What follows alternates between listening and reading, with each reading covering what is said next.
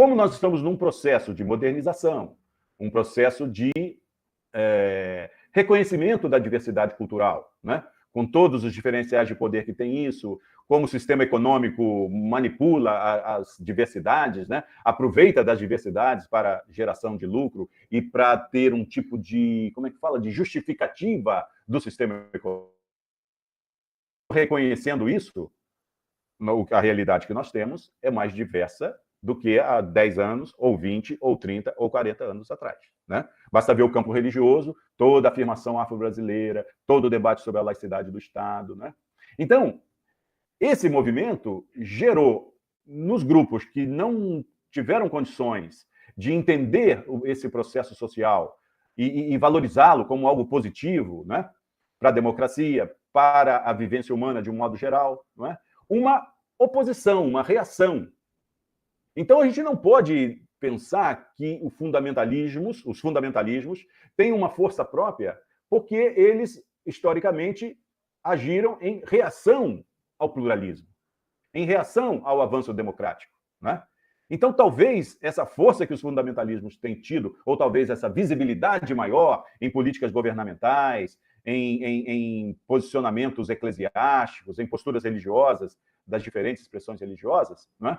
Seja a força do pluralismo, né? Porque é sempre uma reação. Nós podemos entender os fundamentalismos como ações reacionárias, né? Então, esse para finalizar esse aspecto, e depois um tipo de balanço, né? Primeiro, entender fundamentalismos no plural, mas como uma visão de mundo. Também é uma interpretação da realidade. Se a gente fala do princípio pluralista, a gente poderia falar de um princípio pluralista de um lado e de um princípio fundamentalista de outro. Porque também ele orienta, não é, a vivência humana, ele molda os comportamentos, molda a relação com a sociedade, seja da pessoa, do grupo ou da instituição. Não é? Então, uma visão de mundo, uma interpretação da realidade. Com matriz religiosa, mas essa matriz religiosa é combinada com ações políticas, né? E o dado econômico está presente aí, para o enfraquecimento de pelo menos 4 aspectos. Pelo menos 4. Tem outro. A lista é grande e eu acho que o seminário vai apresentar para nós essa lista. Primeiro, o enfraquecimento dos processos democráticos. Então, se o princípio pluralista favorece o aprofundamento da democracia, os fundamentalismos enfraquecem os processos democráticos. Né? Uma colega, certa professora, ativista dos direitos humanos, me falou uma coisa muito bacana, a professora Roseli Fishman. Ela fala, na laicidade do Estado, um grupo religioso pode e deve ter a sua concepção de pecado. O que é pecado? Mas esse grupo não pode transformar isso em crime, né? Em se tornar uma lei. Eu achei isso muito interessante. Né?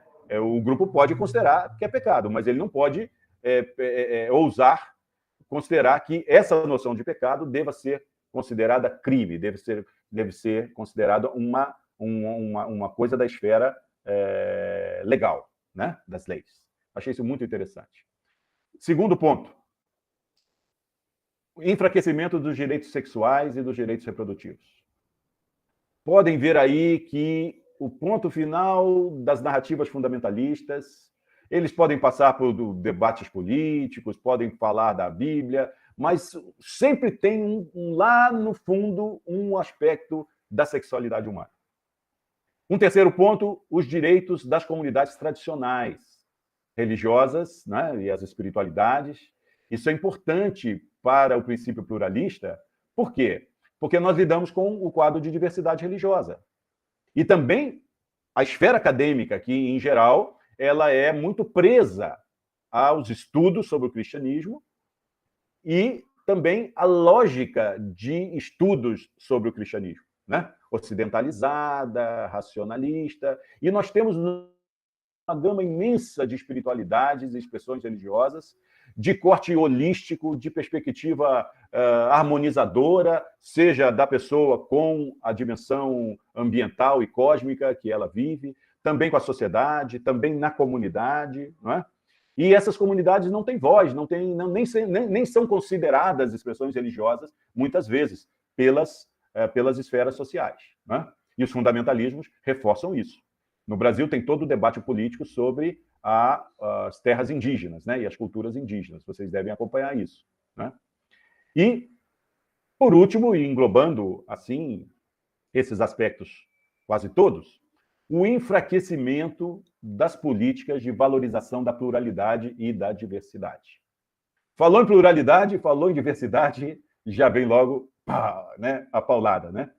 E o princípio pluralista, ele justamente quer fortalecer, dar visibilidade, criar melhores condições que a diversidade religiosa, né, especialmente, mas não só, e a pluralidade possam ser valorizadas, né? Seja como objeto da reflexão científica, acadêmica, seja na proposição também política, porque essa é uma natureza do nosso grupo de pesquisa, e o princípio pluralista acompanha isso, que nós não estamos restritos ao conceitualismo acadêmico, não é?